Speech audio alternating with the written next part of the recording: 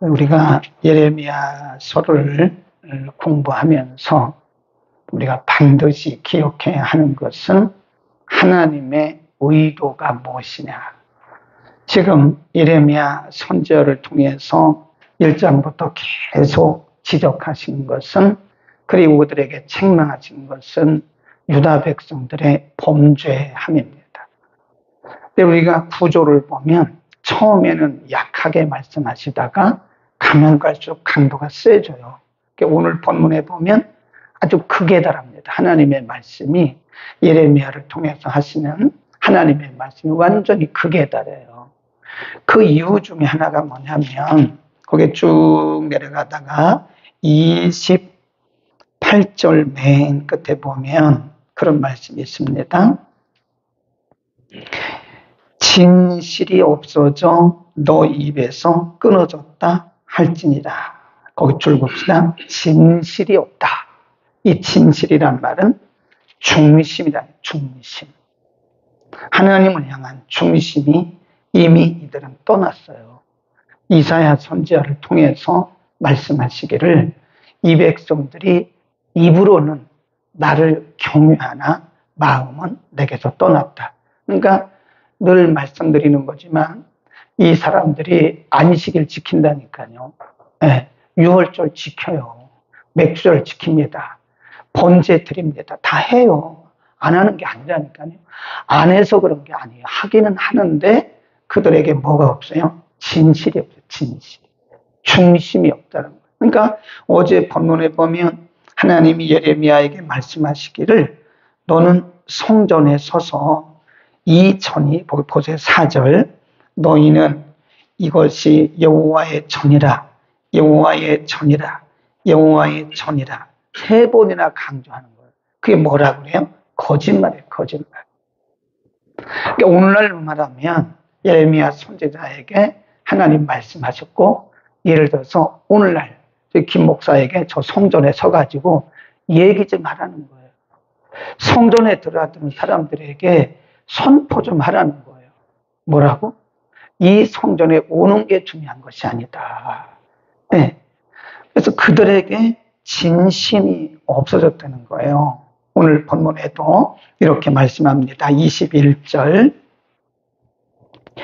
만군의 여호와 이스라엘의 하나님이 이같이 말씀하시되, 너희 희생이, 너희 번제물이, 그 무슨 의미가 있냐? 너희 희생의 번제물을 아울러 먹으라. 그 말은 너희가 드리는 그 번제물이나 희생이 무슨 의미가 있느냐? 그런 말씀이고, 22절에 보면 대저 내가 너희 열조를 애굽 땅에서 인도하여 낸 날에 언제나 희생에 대하여 말하지 아니하여 명하지 아니했다. 하나님이 다시 한번 말씀한, 내가 언제 너희 조상들에게나 너희들에게 내가 언제 희생과 번제를, 물론 희생과 번제를 말씀하긴 했는데 그게 본질이 아니라는 거예요. 내가 언제 너희 조상들을 애굽에서 이끌어내면서 내가 언제 희생과 번제만 내게 드리라고 말했냐. 너희는 그게 아니라는, 그러면서 그들의 상태를 말씀하면서 이렇게 얘기합니다. 쭉 내려가면 24절, 23절부터 읽을까요? 시작. 오직 내가 이것으로 그들에게 명하여 이르기를, 너희는 내 목소리를 들으라. 그래야면 나는 너희 하나님이 되겠고 너희는 내 백성이 되리라. 너희는 나의 명한 모든 길을 행하라. 그래야면 복을 받으리라 하였으나 그들이 청종치 아니하여 귀를 기울이지도 아니하고 자기의 한 마음의 죄와 강팍한 대로 행하여 그 등을 내게로 향하고 그 얼굴을 향하지 아니했다. 너희 열조가 애굽 땅에서 나온 날부터 오늘까지 내가 내 종 선지자들을 너희에게 보내었을 때 부지런히 보내었으나 너희는 나를 듣지 아니했다. 그러니까 하나님이 진짜 원하시는 것은 하나님 말씀대로 순종하라는 거예요. 순종. 진심을 다해서. 그러니까 21, 22절에도 말씀하는 게, 내가 언제 너희에게 희생과 번제물을 내가 요구했냐, 그런 말씀이에요. 오늘날도 우리가 이 말씀을 적용을 해야 돼요. 우리가 1년이면 하루에 일주일에 2번만 예배를 드려도 1년이면 104번이거든요. 네. 엄청난 예배를 드리는 거예요. 우리만큼 예배를 많이 드리는 사람들이 없습니다, 사실은. 매일 새벽에 오잖아요. 네.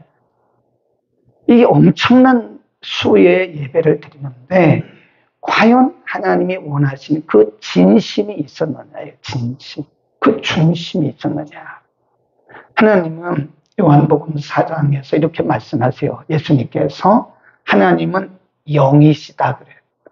하나님은 영이시니 예배하는 자가 신령과 진정으로 예배하라. 그 왜 예수님께서 예배를 말씀하면서 사마리아 여인이 뭐라고 물어봤냐면, 당신들은 예루살렘에서 예배를 드려야 된다고 하고 우리의 조상들은 사마리아 이 그리심산에서 예배를 드려야 된다고 하는데 어디가 맞습니까? 이렇게 물어봐요. 사마리아 여인이 그 예배 장소를 물어본 거예요. 근데 예수님께서 그 여인에게 말씀하기를 여기도 아니고 저기도 아니다 그래요. 예루살렘에서 예배 드린다고 정통도 아니고 사마리아 그리심산에서 예배 드린다 그것도 정통이 아니다. 그러니까 정통파 유대인들은 예배 장소가 예루살렘이라고 고집했고 비정통파 유대인들은 사마리아 그리심산이라고 주장해 왔다는 거예요. 근데 예수님 뭐라고 그래요? 예루살렘도 아니야. 사마리아도 아니야. 하나님은 영이시기 때문에 그런 장소가 중요한 게 아니라는 거예요. 그래서 뭘로 드리라는 거예요? 신령과 진정. 이 진정. 요즘 번역에는 성령과 진리라고 번역을 했는데 옛날 번역도 괜찮아요. 네, 신령과 진정. 그러니까 진심이 없는 예배는 예배가 아니라는 거예요. 그냥 세레머니 하는 거예요. 현대 기독교인들이 좀 생각을 해야 됩니다. 네, 오죽했으면 하나님이 예레미야에게 말씀하기를 저 성전 입구에 서서 이전이 하나님의 전이란 말에 거짓말을 믿지 마라. 이전이 하나님의 전이다, 전이다, 전이다 하는 말을 믿지 마라. 이 거짓말이 되는 거야. 그러니까 그들에게 뭐가 없다는 거예요? 중심. 오늘도 마찬가지예요. 우리의 진심이 빠진다면 다른 것들은 별로 의미가 없습니다. 장소가 무슨 의미가 있겠습니까? 예배 프로그램이 뭐가 의미가 있겠어요? 그러니까 현대인들이 자꾸 이게 중심이 빠진 예배를 드리기 위해서 자꾸 포장을 하는 거예요. 멋있는 찬양대, 멋있는 오케스트라. 사실 저는 이게 중요하지 않다고 봐요. 오케스트라가 중요한 게 아니에요. 몇천 명, 몇백 명 모여 오케스트라 이게 중요한 것이 아니라 정말 그 중에 한 사람이라도 진심을 들여 예배하는 자가 있느냐, 이게 중요하다 이겁니다. 아멘. 예레미야에게 이렇게 말씀합니다. 27절. 하나님의 한탄이에요, 한탄. 27, 시작. 내가 그들에게 이 모든 것을 말할지라도 그들이 너를 청종치 아니할 것이요. 내가 그들이 내게 대답지 아니하리니 너는 그들에게 말하기를 너희는 너희 하나님 여호와의 목소리를 청종치 아니하며 교훈을 받지 아니하는 국민이라. 진실이 없어져 너희 입에서 뭐예요? 끊어졌다. 이미 진실이라는 것은 멀리 갔다는 거예요. 그러니까 이 그 당시 유대인들은요, 껍데기만 남은 거예요. 껍데기만. 형식만. 그러니까 형식만 남아있지 하나님이 찾는 것은 형식이 아닙니다. 아무데나 예배드려도 괜찮아요. 중요한 것은 진심이 있느냐. 그러니까 더 무서운 말씀을 오늘 본문에 하시는데요. 하나님이 예레미야에게 뭐라고 말씀하시면 더 이상 기도하지 마라. 이 백성을 위해서 더 이상 기도하지 마라. 내가 안 듣는다. 16절 보세요. 16절. 우리 크게 읽습니다. 시작. 여호와께서 이같이 미안합니다. 7장 16절. 시작. 그런즉 너는 이 백성을 위하여 기도하지 말라. 그들을 위하여 부르짖어 구하지 말라. 내가 구하지 말라. 내가 너를 듣지 아니하리라. 3번이나 말씀하세요. 기도하지 마라. 그들을 위해서 부르짖지도 말라. 그들을 위해서 간구하지도 마라. 같은 얘기예요. 하나님이 얼마나 안타까우셨으면 예레미야에게 말씀을 선포하라고 예레미야를 그들에게 보내시고 그들을 권면하라고 말씀하신 하나님이 예레미야에게 말씀을 더 이상 구하지 마. 3번이나 기도하지 마. 부르짖지 마. 간구하지 마. 이 같은 얘기예요. 점점점 강하게 말씀하시는 거예요. 이 백성을 위해서 기도하지 마라. 기도해도 내가 안 들어. 말씀하시는 거예요. 그러니까 하나님의 본심은 이게 아니겠죠. 하나님의 본심은 이들이 빨리 회개하고 돌아오기를 바라는데 그래도 듣지 않으니까요. 귀가 완전히 먹었어요. 눈도 맹인이에요. 볼 수 없고 듣지 못하고 깨닫는 가슴이 완전히 자갈밭이고 그러니까 하나님이 이렇게 보시면서 더 이상 기도하지 마라. 내가 아무리 기도해도 내가 이 백성을 위해서 듣지 않는다. 이 정도 되면요 완전히 극에 달하는 거예요. 이거를 뭐라 그러냐? 한계점. 거기다 써놓으세요. 임계점이라고 합니다. 임계점. 우리가 요즘 보면요 어떤 분들이 기도의 방법을 여러 가지 말하면서 임계점 기도라고, 임계점이라면 한계점을 얘기하는 거예요. 임계점 기도. 하나님의 임계점이에요. 더 이상 기도하지 마. 그 말은 이제 이 백성들은 아무리 얘기해도 안 들으니까 내가 원한 대로 간다는 거예요. 하나님이 기다리시는 것도요 한계가 있습니다. 예를 들어서 하나님이 요만큼 정해 놓으셨어요. 빨리 돌이켜, 빨리 돌이켜, 빨리 돌이켜. 하나님 말씀하셨잖아요. 근데 안 듣잖아요. 그러면 하나님이 원래 계획했던 대로 원한 대로 가요. 그러니까 유다 백성들이 이렇게 여러 번 이사야 선지자 보내고 예레미야 선지자 보내고 수없이 말씀했잖아요. 안 듣잖아요. 그러니까 결국은 하나님이 바벨론 군대를 보내셔서 나라를 그렇게 다 흐트러 놓으신 거예요. 우리 개인도 마찬가지예요. 하나님이 1차 경고, 2차 경고, 3차 경고, 또 경고는 아닐지라도 하나님이 1차 말씀, 2차 말씀, 3차 말씀 했는데 안 들어. 아, 저건 뭐 사람의 말이지 뭐. 그리고 그냥 안 들어요. 그러면 그때 하나님께서 원한이 있어요. 원한. 하나님의 원한대로 그냥 그럼 그때는 이미 늦은 거예요. 네. 아이고, 그런다. 그때 가서 이크 그런다. 그러니까 그게 임계점이에요. 임계점. 그러니까 우리가 그래서 하나님의 말씀에 이 감각이 필요하다는 거예요. 그러니까 이쪽 귀로 듣고 이쪽 귀로 흘러버리면요 그날이 와요. 틀림없이 그날이 옵니다. 하나님이 예레미야를 통해서 수없이 말씀했습니다. 돌아가라. 너희가 이런 부분이 잘못됐다. 돌이켜라. 하나님 방법도 다 알려주셨어요. 어떻게 돌아오고 기도하는 것도 다 알려주셨습니다. 이렇게 기도하라. 들어요, 안 들어요? 안 듣잖아요. 근데 결국은 주전 586년에 그대로 하나님이 말씀하신 그대로 그들은 바벨론에 팔려가는 거예요. 그 임계점이에요, 임계점. 하나님이 기다리는 게 한계가 있습니다. 그 한계라는 것은 하나님이 무능해서 그런 게 아니에요. 우리가 안 듣기 때문에 우리를 사랑하시는 표현입니다. 그러니까 때려서라도 바른 길을 가는 게 그게 맞는 거예요. 거짓 선지자들은 뭐라 한다 그랬어요? 괜찮아. No problem. 평강이야. 평강이야. 이 마지막 때 이런 일이 많이 있다고요. 예수님이 말씀하셨고 사도들도 경고하기를 뭐라 그래요? 언제 예수님이 오신다고 그래요? 평안하다. 평안하다 할 그때에 그랬어요. 평안하다. 이 시대는요 결코 평안한 시대가 아니에요. 사람들이 이 시대가 먹고 살기 좋다고 하잖아요. 결코 아닙니다. 얼마나 지금 예수님의 재림의 징조가 분명하게 오고 영적인 눈이 조금이라도 뜨여지고 영적인 귀가 조금이라도 열려진 사람이라면 예수님의 재림의 소리를 듣는다니까요. 예수님의 재림이 긴박해요. 그런데도 말하기를 평안하다. 예를 들어서 정직하지 못한 목회자들은요, 그 사람이 지금 분명히 잘못 가고 있는데도 괜찮아, 괜찮아. 이게 참 거짓 선지자예요. 진짜 하나님의 성령이 임하는 사람이라면, 주의 종이라면 말을 해줘야 됩니다. 당신 그렇게 가면 큰일 나. 그렇게 가면 돌이키지 않으면 당신 큰일 나. 이렇게 말해줘야 돼요. 아이, 괜찮아요, 집사님. 아이, 다음부터 하세요. 이것은 함께 죽어가는 겁니다. 지금 이 시대가 그런 시대라는 거예요. 분명히 말씀했어요. 평안하다, 평안하다, 평안하다. 그때에 바로 예수님이 오신다. 잉태된 여인에게 해산한 날이 갑자기 오잖아요. 그런 것처럼 그렇게 온다. 우리 한번 또 사무엘 가보죠. 하나님이 진짜 원하는 게 뭐냐. 그러니까 우리가 하나님 앞에 솔직해야 돼요.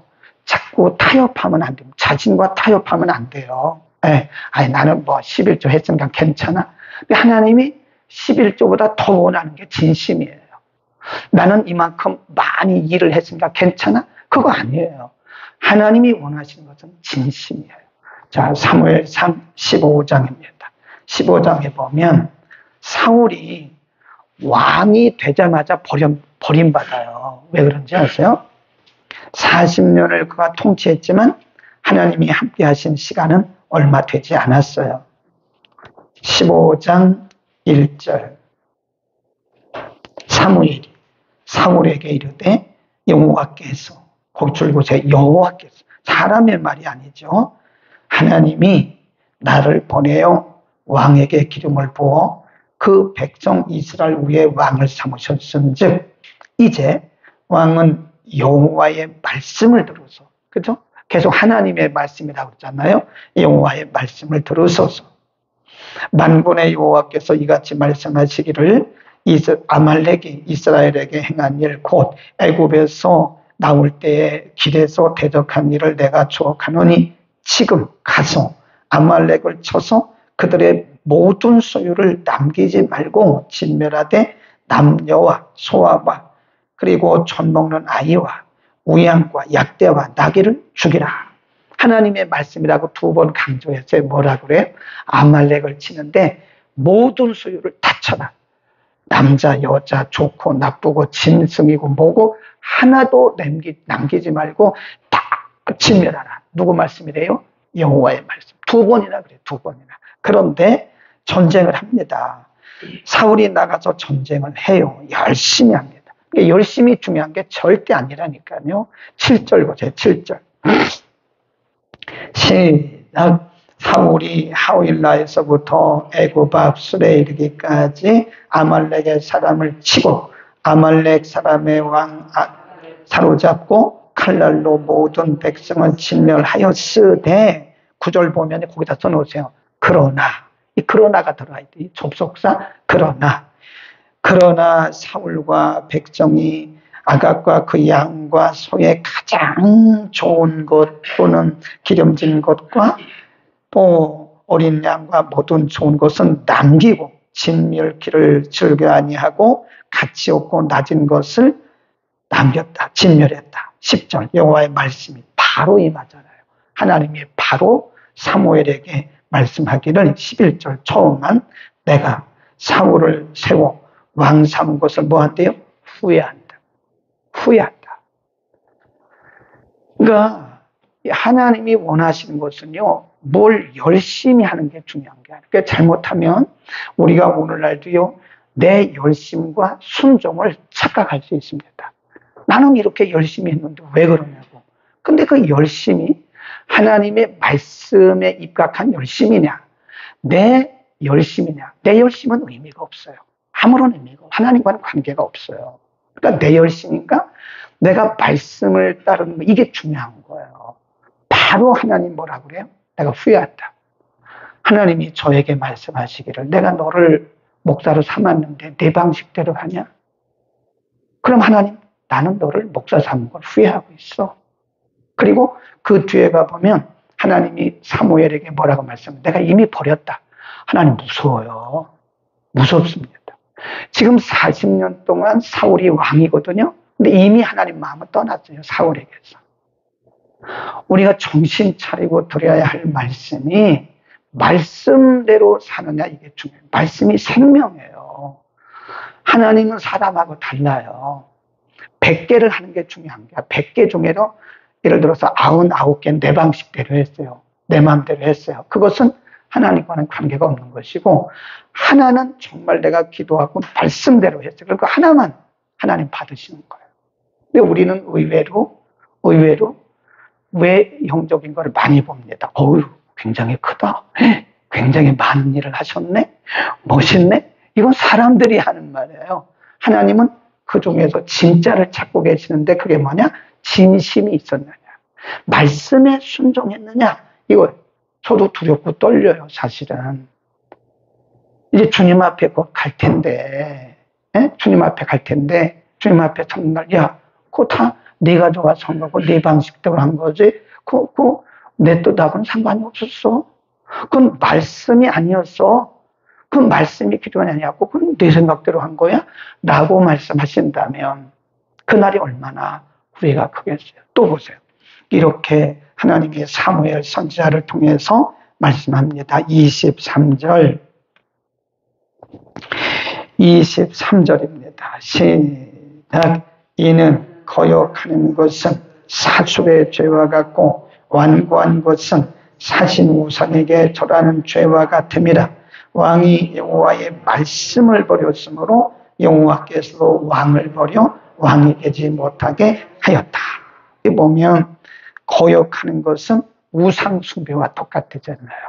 우리가 말씀대로 하지 않는 것은 우상 숭배하고 있는 거예요. 지금 자기를 위해서 하는 거지 하나님과는 관계가 없는 거예요. 그러니까 저를 포함해서 정신 차려야 돼요. 오늘 말씀이 정말 우리의 뒤통수를 치는 말씀이에요. 기도하지 마라 이거예요. 기도해도 안 듣는다니까요. 3번이나 그런 말씀해요. 우리의 삶은 이쪽으로 가고 있다고요. 그리고 기도는 이렇게 하고 있다. 그 하나님 말씀하기를 이거부터 돌이켜. 그런 뜻이잖아요. 이거 돌이키지 않으면 너희가 그렇게 기도해도 소용없다. 근데 우리는 스스로 자위할 때가 있어요. 아, 나는 기도 많이 하고 있다.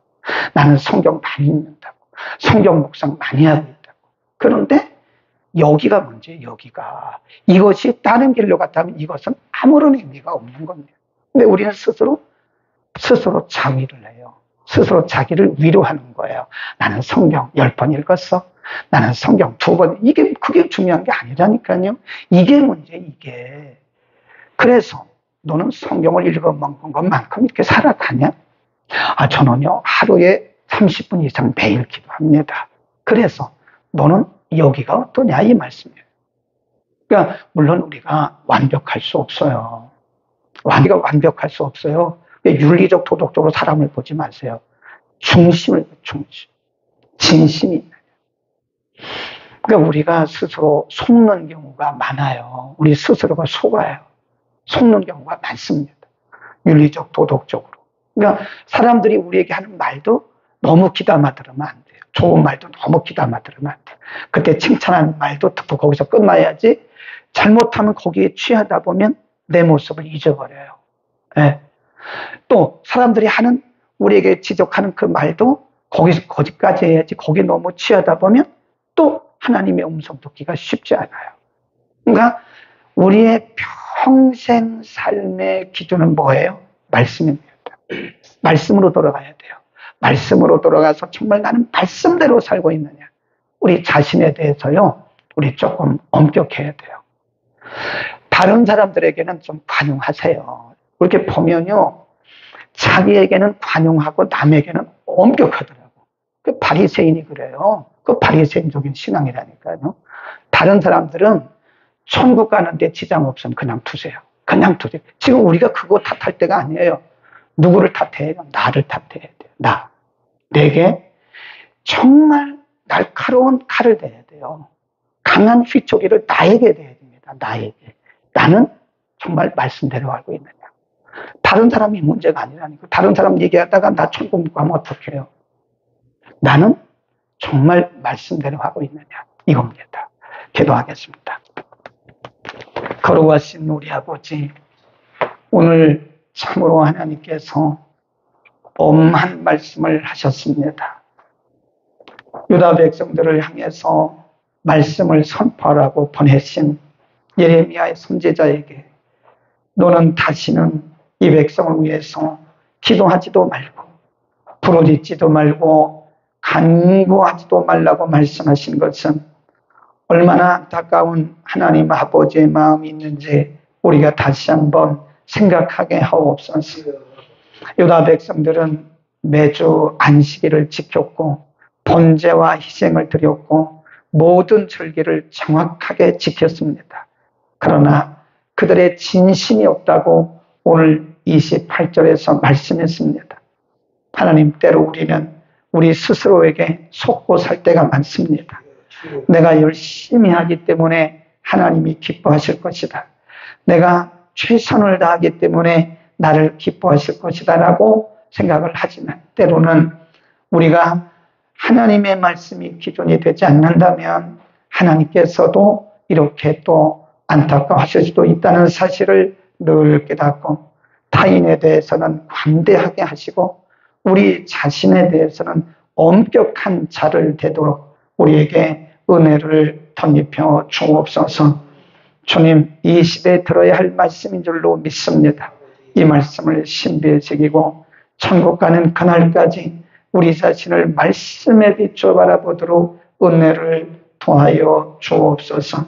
예수 그리스도의 이름으로 기도드립니다. 아멘.